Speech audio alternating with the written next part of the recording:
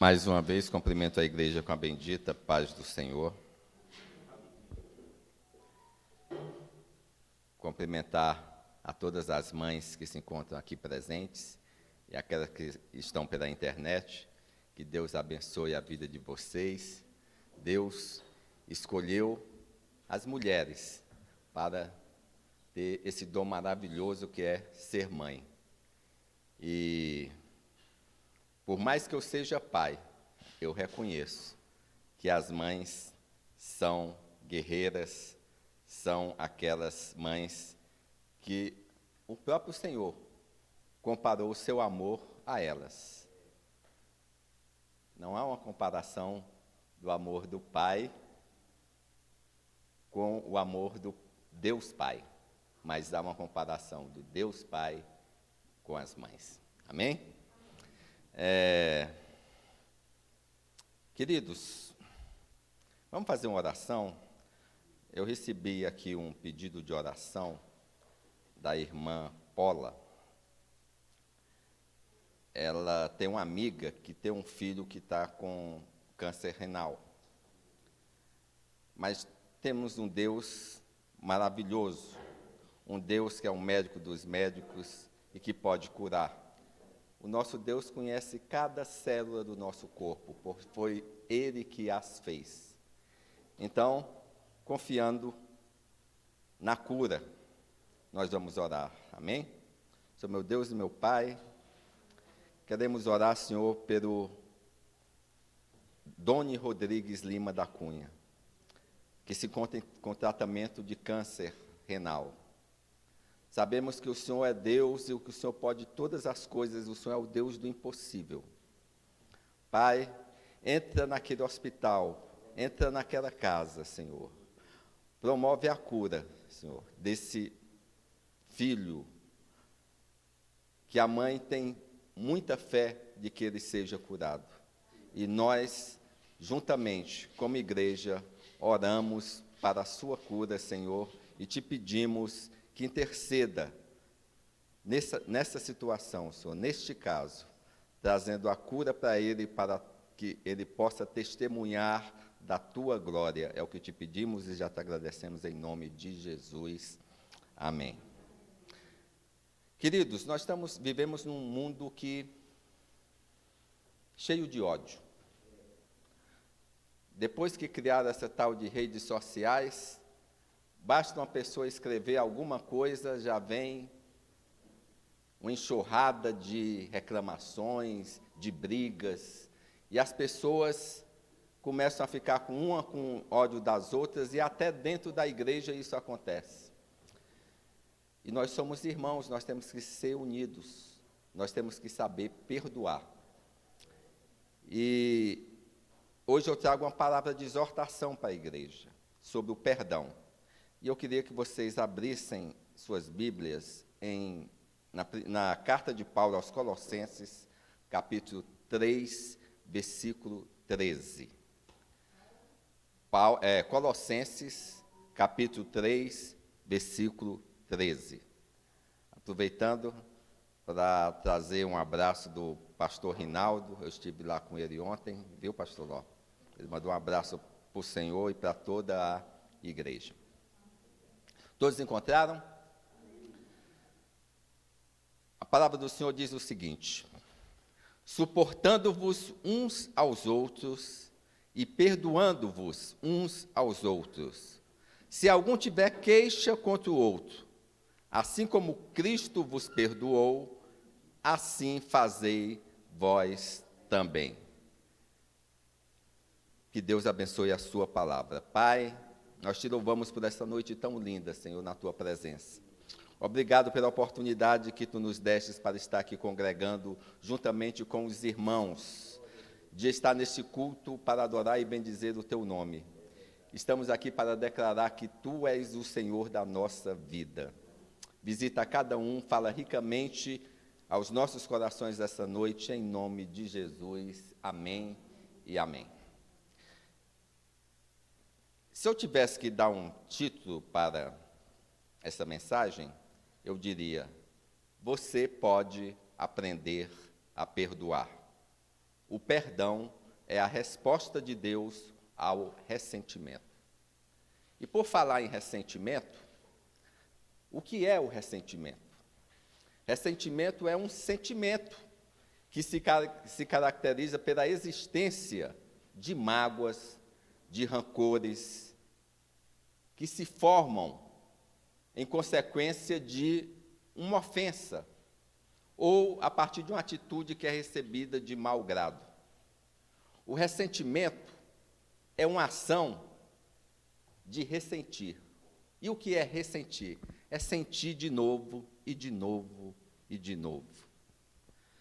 É sentir emoções negativas repetidas vezes. Isso é o que quer dizer ressentimento.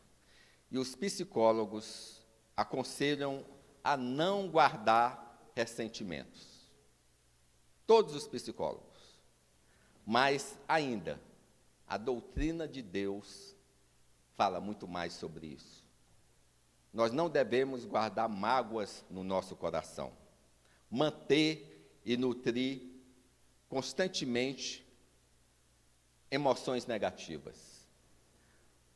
Por quê? Porque pode dificultar nas diversas áreas da sua vida, tanto física como espiritual. E antes de entrar na mensagem, eu queria contar uma história, mas uma história com H, porque a pessoa que eu vou falar aqui, ela fez história. E essa pessoa, ele é chamado de Martin Luther King pai, sênior. Ele é mais conhecido pelo seu filho famoso, Martin Luther King Jr. E esse Martin Luther King sênior, que era o pai, e eu vou chamar agora só de King pai, para não ficar chamando o nome completo toda hora, ele morreu em 1984. Eu me lembro desse fato. Como eu disse, isso é história. Em 82, eu tinha acabado de entrar na Receita, e em 83 eu me casei, então eu faço parte dessa história.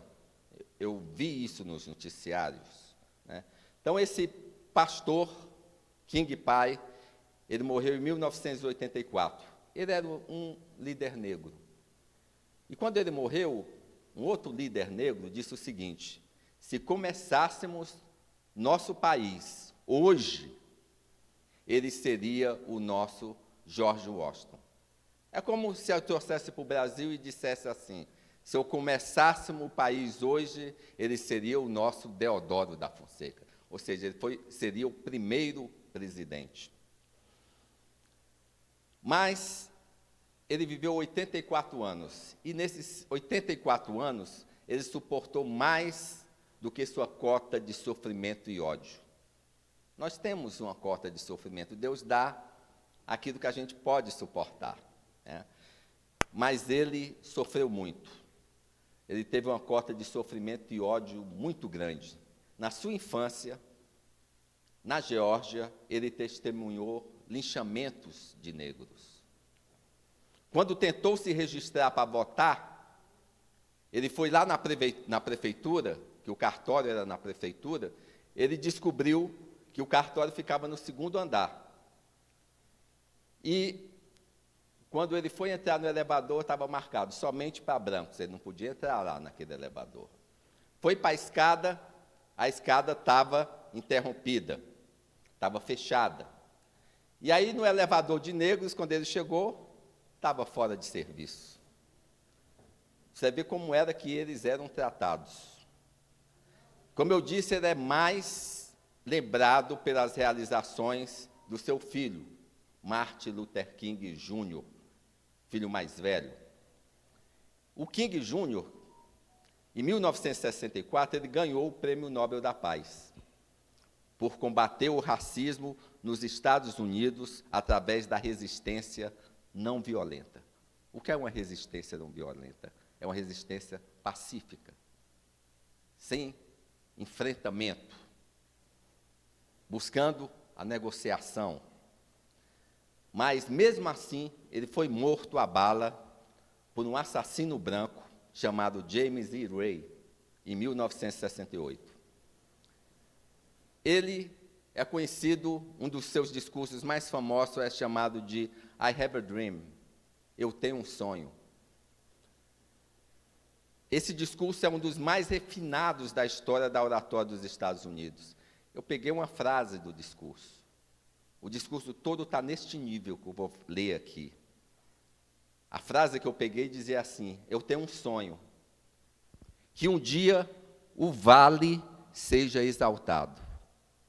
E eu estou imaginando o vale, aqueles que se humilham sejam exaltados. E ele diz assim: todas as colinas e montanhas virão abaixo, ou seja, aqueles que se exaltam serão humilhados. E ele diz mais ainda: os lugares ásperos serão aplainados, e os lugares tortuosos serão endireitados. E a glória do Senhor será revelada a toda a carne, e toda a carne estará junto, ou seja, todos os irmãos juntos. Olha o nível do discurso dele. Ele era pastor também. Ele era pastor da Igreja Batista Ebenezer, lá nos Estados Unidos. Tanto o pai como o filho. Mas a perda desse filho famoso, assassinado, não foi a única dor do King pai, do Martin Luther King pai. Uma dor de perder um filho assassinado, eu não queria nem pensar. Uma vez o pastor Ló disse, talvez foi no sermão passado, que é muito difícil um pai e uma mãe perder um filho. Esse homem perdeu um filho assassinado. Mas tem mais. O seu último filho, o filho mais novo, ele teve 3 filhos. 2 homens e uma mulher, a mulher do meio. A mulher do meio sobreviveu. O filho mais novo foi encontrado morto na piscina da sua casa, em circunstâncias que ninguém sabe dizer o que aconteceu. Até porque o filho mais novo era um excelente nadador. Não tinha como morrer afogado. E tem mais, pasmem. Durante o culto, um culto em 1974, tinha 17 anos, eu entrei na faculdade. E eu me lembro dessa notícia. Enquanto a esposa do King pai estava, me pediram para eu botar o microfone mais perto, porque senão não pega na internet direito. A esposa do King pai, a mãe do King Júnior, ela estava no culto, tocando no piano, um hino do Pai Nosso. E um jovem negro, Marcos W. Chenot, se levantou no meio da congregação e isso para todo lado.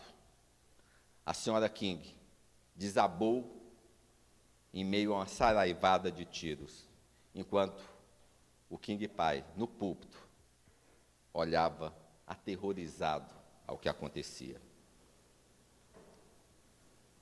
Olha só, perto do fim da sua vida, ele falou sobre a política de não violência que ele havia adotado. Aí ele disse: há dois homens que eu deveria odiar. Um é branco e o outro é um negro. E os dois estão cumprindo pena por terem cometido homicídio. Eu não odeio nenhum dos dois. Não há tempo para isso. Nada que um homem faça o abate mais do que quando ele se permite cair tão baixo a ponto de odiar alguém. É pastor mesmo isso aí. Pastor. Queridos, como pode um homem não odiar alguém que matou sua esposa e seu filho assassinado? Parece até natural odiar aqueles assassinos. Mas a resposta é: não há tempo para isso. Por quê? Odiar é viver no passado. Insistir em ações já realizadas. O ódio é a emoção mais prejudicial, pois a pessoa que você odeia tem uma dupla vitória. Uma no passado e a outra no presente. Aí eu pergunto: há tempo para odiar? E eu respondo: não, se você aprendeu a perdoar. Perdoar não significa encobrir o passado, mas significa recusar-se a viver nele. O perdão quebra a cadeia da amargura e o desejo insidioso de vingança. Evita tomada de decisões insensatas. Por mais caro que seja perdoar, a falta de perdão custa muito mais. Você está perdoado. Esta é a resposta de Deus para a nossa culpa. Você deve perdoar. É a resposta de Deus para o nosso ressentimento. E aqui eu vou iniciar a mensagem. Mas só para não ficar nos Estados Unidos. Em janeiro, Delino Marçal, um cantor gospel, teve sua mãe morta na igreja, a pauladas. Ela estava 5, 6 horas da manhã, com um ciclo de oração. E entrou um cara, nu, na igreja, e matou a missionária a paulada. Quando perguntaram para o Delino Marçal o que é que ele sentia com relação àquele cara, ele disse: eu não sinto nada. Minha mãe está no céu. Ela cumpriu a missão dela, ela morreu fazendo o que ela amava. Eu só fico triste pela forma como ela morreu e a saudade que eu vou ter dela. Ele é aquele cara que fez aquela composição: se Deus fizer, Ele é Deus; se não fizer, Ele é Deus; se a porta abrir, Ele é Deus; mas se fechar, continua sendo Deus. Vive o que compõe, vive aquilo que a Bíblia fala: perdoar. E eu queria falar sobre o perdão na carta de Paulo aos Efésios, capítulo 4. Eu vou discorrer sobre apenas 4 versículos.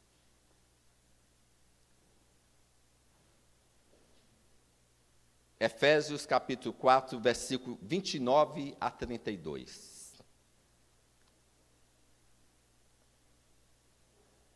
Todos encontraram? A palavra do Senhor diz o seguinte, versículo 29. Não saia da vossa boca nenhuma palavra torpe, mas só a que for boa para promover a edificação, para que dê graças aos que a ouvem. Glória a Deus.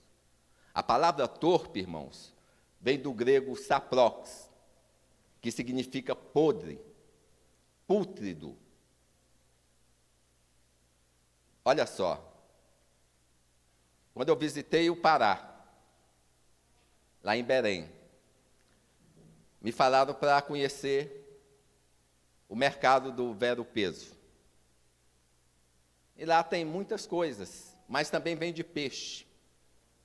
Quando eu chegava perto do mercado, você já sentia aquele cheiro de peixe, forte. E era peixe fresco. Imagina se fosse podre, né? E é isso que Paulo está dizendo: não deixe sair da sua boca palavras torpe, ou seja, carne em decomposição, peixe podre. Não deixe nenhuma palavra dessa sair da sua boca. E o que significa esse discurso podre? E aí eu vou dizer alguns exemplos. vulgaridade. Não deixe sair da sua boca palavras vulgares, obscenas, insultos raciais ou étnicos, comentários mesquinhos, fofocas, boatos, falsas acusações, críticas públicas a seu cônjuge ou a seu filho, ou à família de seus pais. Mais ainda, exagerar nas falhas dos outros. O cara comete uma falha deste tamanhozinho, já vai, a pessoa pega e diz, olha, ele fez aquilo, aumenta, né? E por que isso é importante? Provérbios 18, 21 diz assim, a morte e a vida estão no poder da língua. Cada vez que você abre a boca, pode surgir vida ou morte. O que você diz pode salvar ou destruir uma vida. Portanto, use bem as suas palavras e você será recompensado. Queridos, a responsabilidade de ser pastor é muito grande, porque as pessoas vêm ao pastor buscando socorro, buscando uma palavra. Dependendo da palavra que você diz, você pode estragar a vida de uma pessoa. E assim com os irmãos. Todos nós temos nossas desculpas para o que dizemos, quando estamos irritados.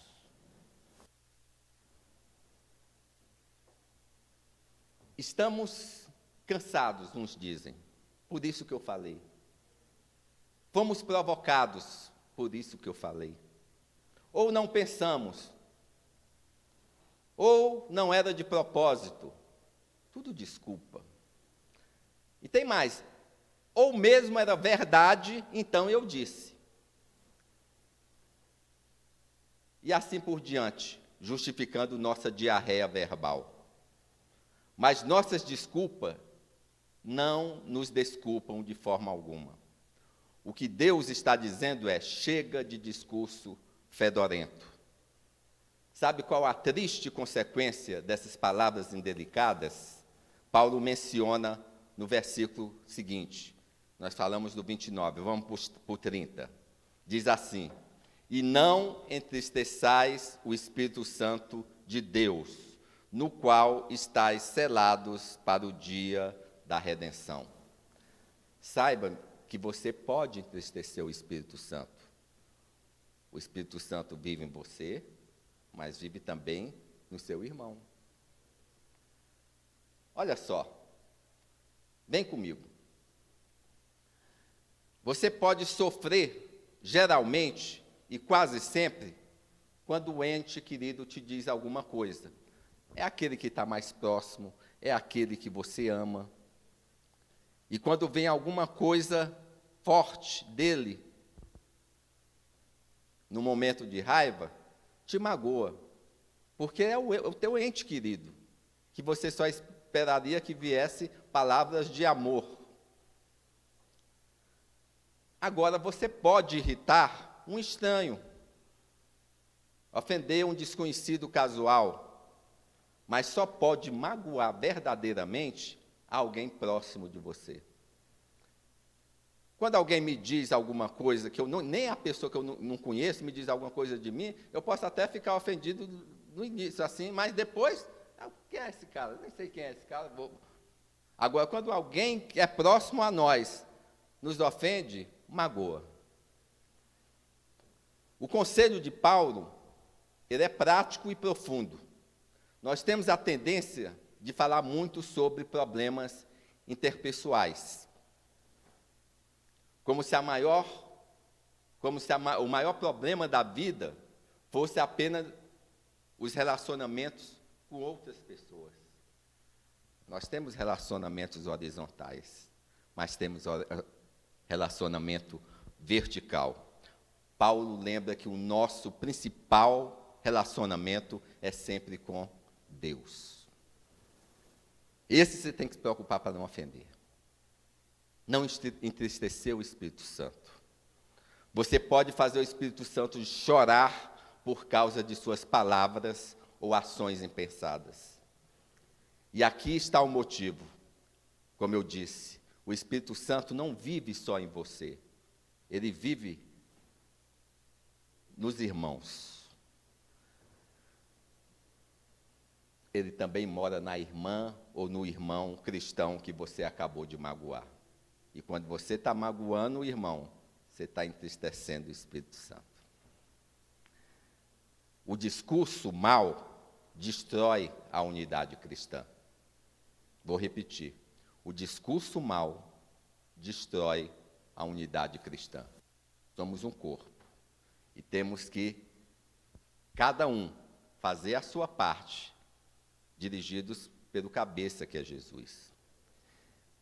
Esse Martin Luther King Jr., que eu falei no início, ele disse uma frase, certa feita, que ele disse assim: aprendemos a voar como pássaros e a nadar como peixes, mas não aprendemos a conviver como irmãos.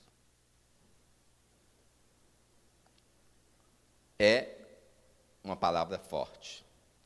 Tem mais. D.L. Moody, um evangelista e pregador famoso, ele disse que nunca tinha visto Deus abençoar uma igreja onde o povo do Senhor estivesse dividido.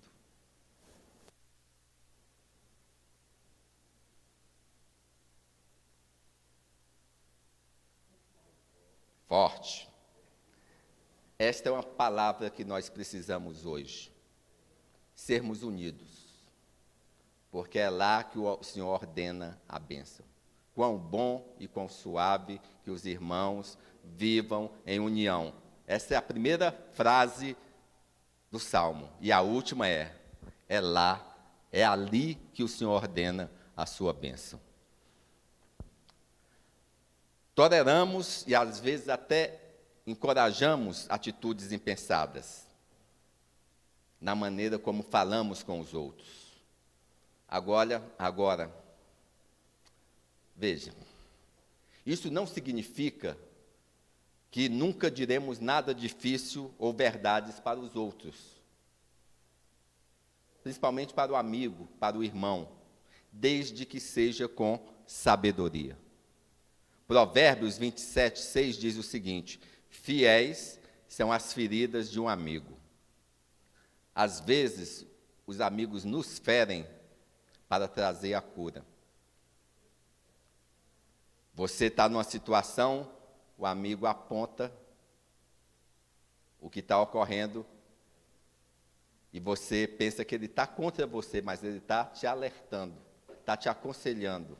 E às vezes você não ouve, e às vezes você fica com raiva do amigo. Mas se ele falar com palavras sábias, o amigo vai entender. Não é simplesmente apontar o dedo na ferida. Porque nesses casos, os amigos primeiro removem o cisco do seu próprio olho antes de remover o cisco de serragem do olho do amigo.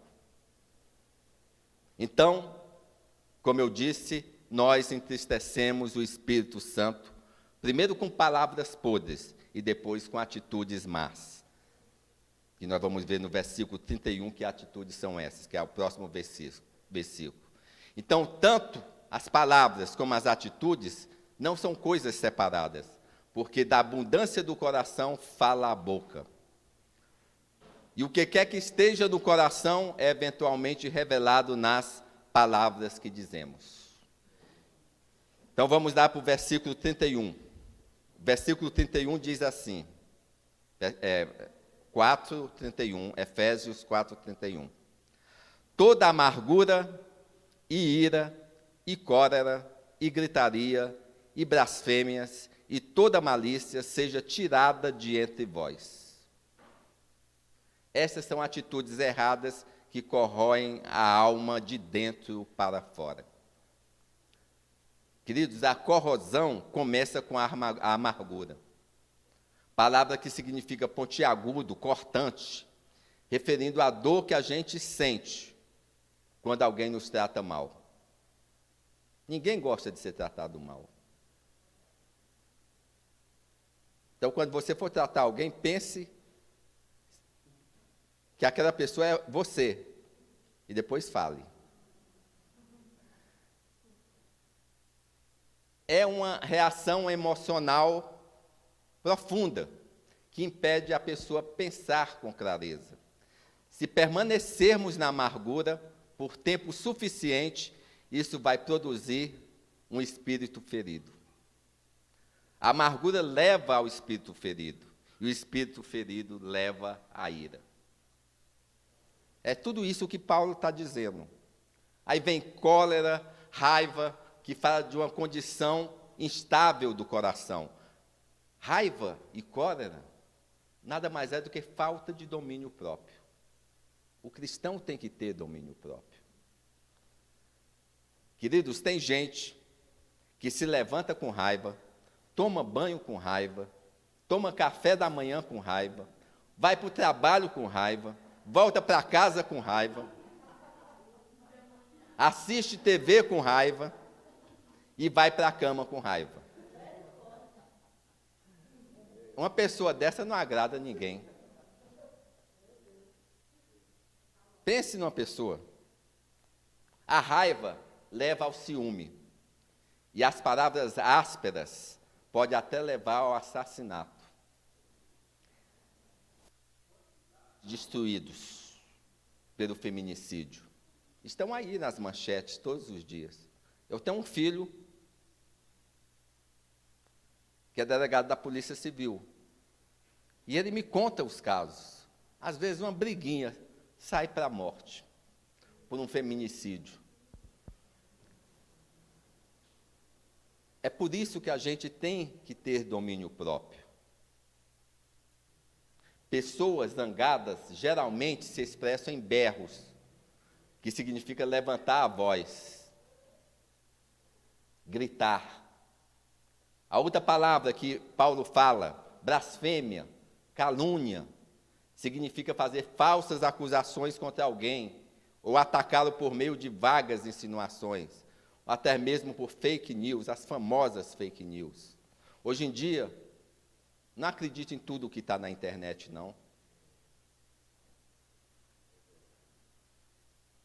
Não acredite em todo pregador também, não. Vá na Bíblia e tire as suas próprias conclusões.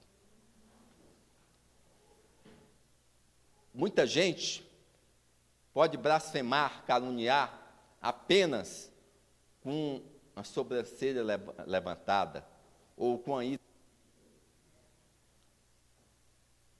ou torcendo as palavras para algo sinistro. A blasfêmia e a calúnia foi um dos pecados que crucificaram Jesus. Eles zombaram de Jesus, mentiram sobre Jesus, o acusaram falsamente. Foi o primeiro caso de fake news naquela época, sobre Jesus. Quando você calunia alguém, você se junta àqueles que crucificaram o nosso Senhor. Malícia, que Paulo fala também, no versículo, que é a palavra final, descreve uma atitude subjacente de perversidade. Podemos chamar isso de ódio congelado. Uma pessoa mal intencionada não consegue se dar bem com ninguém. O que começa no coração acaba nos lábios, na língua maliciosa. Nós pensamos, sentimos e então falamos. O que começa com a queixa pode se tornar uma explosão de ira, que se torna em uma raiva, que leva aos gritos e à calúnia, e a malícia marca a pessoa por completo. Aí eu digo, pare cedo, você não terá que parar mais tarde. Tantas pessoas disseram coisas que depois, quando chega em casa, sente vergonha do que disse e não sabe mais como fazer para retornar. A palavra já foi, já saiu. Ele não pode trazer a palavra de volta para a boca dele. Então, pense antes de falar. Por isso que Provérbios 4:23, sobre tudo o que se deve guardar, guarda o teu coração, pois dele procedem as fontes da vida. A Bíblia diz para nós nos livrarmos de atitudes erradas. Então, sem raiz de amargura, sem sintomas de ira, sem traço de raiva, sem eco de clamor, sem limo de calúnia e sem resquícios de malícia. Quando abrigamos essas coisas, o Espírito Santo chora dentro de nós. E a cura? Porque Paulo bate, mas ele dá a solução. No versículo 32, o seguinte, ele diz assim: antes, sede uns para com os outros benignos e misericordiosos, perdoando-vos uns aos outros, como também Deus vos perdoou em Cristo. Aleluia. Queridos, a gentileza fala de gentileza em face da provocação. Você quebra. Quando a pessoa quer discutir com você e você fala palavras agradáveis, você quebra. Até gestos. Às vezes, e é comum acontecer, da pessoa estar desligada, você fecha uma pessoa no trânsito. Aí a outra buzina, aí você diminui a velocidade e faz assim para ela, dizendo que o erro foi seu. Pronto, desarmou a pessoa, ela vai tranquila. Agora, se um grita, o outro grita, aí pronto, arrumou a confusão. A gentileza é o óleo que lubrifica a máquina da vida. A compaixão e a misericórdia diz: cuidarei de você e não vou excluí-lo. As pessoas, quando ficam com raiva da outra, já exclui, né? Eu vou tirar, cancelei, né? Então, cancelei? Está cancelado. Né? O perdão começa com Deus, que nos perdoou. É vertical o perdão primeiro, de Deus para nós. Devemos estender a graça aos outros. Devemos perdoar os outros. Quando nós perdoamos, aí é na horizontal. Deus nos perdoa e nós perdoamos. Deus nos dá graça e nós damos graça. Nós, os indignos, porque nós somos todos indignos perante Deus. Deus derrama ainda assim a graça sobre nós, em Cristo. Aí nós damos os outros indignos, que pecaram contra nós, o mesmo derramamento da graça. Deus faz por nós, nós fazemos por Ele. É assim que funciona. Fazemos pelos outros o que Deus faz por nós. Temos a remissão dos pecados segundo a riqueza da graça. Efésios 1:7. Ele nos perdoou livremente, instantaneamente, totalmente lá na cruz. Não podemos fazer o mesmo para os nossos irmãos?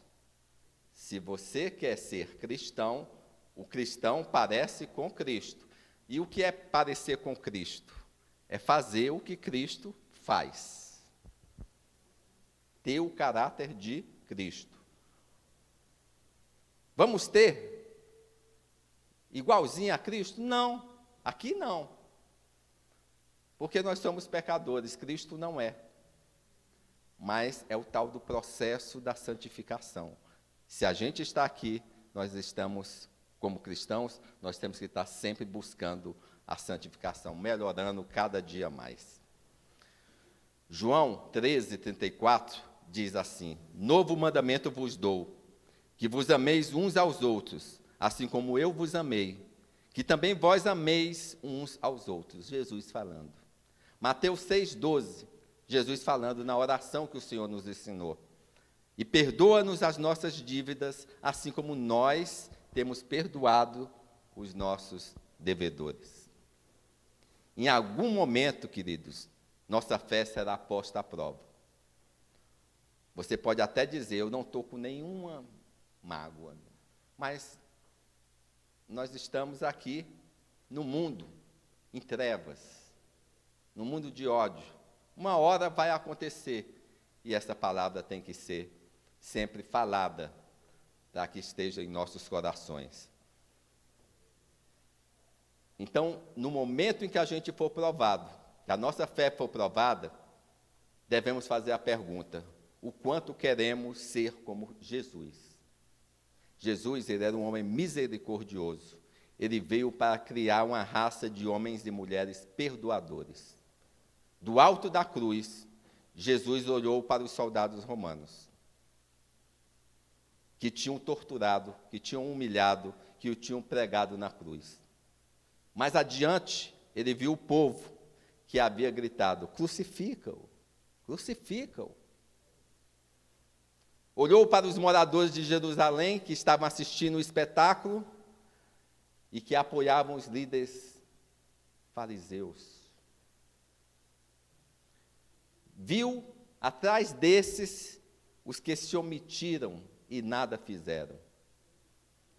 Então ele ergueu os olhos para o céu, para o Pai, e disse: Pai, perdoa-lhes, pois eles não sabem o que fazem. Que exemplo.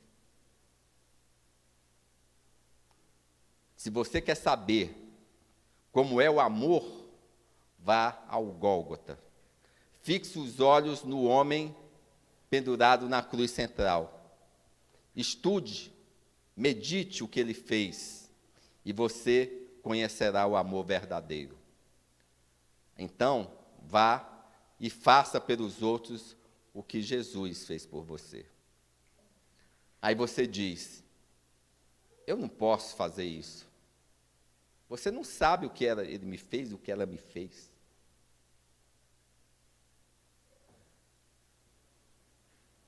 E se Deus tratasse você como você trata os outros? E se Deus fosse tão cruel e impiedoso quanto você, em algumas situações? Você nunca chegaria nem a 1 milhão de quilômetros do céu. Talvez você precise ter uma conversa sincera com o Senhor. E depois com as pessoas próximas a você. Com seu esposo, com a sua esposa, com seus filhos, com alguns irmãos. O ano está passando rapidamente. Já vamos para o meio do ano. Não há tempo a perder. Opte pela vida em suas palavras. Opte pela vida no seu coração. Opte pelo perdão. Pare de fazer o Espírito Santo chorar por causa de suas palavras e atitude inoportuna. E não pense que eu sou santão, não, como diz o pastor Ló. Todos nós, em algum momento, nos exaltamos um pouco. Mas a gente tem que voltar e lembrar desta palavra. Como o pastor Ló fala, a palavra é primeiro para quem vai pregar. Clame a Deus por ajuda. Ore por uma nova visão de Jesus morrendo por você. Você deve perdoar porque foi perdoado. Esta é a palavra do Senhor. É a palavra que eu trouxe para vocês esta noite. É a palavra que o Espírito Santo me direcionou para trazer para vocês esta noite. Que Deus abençoe a todos. Vamos orar? Fiquemos de pé.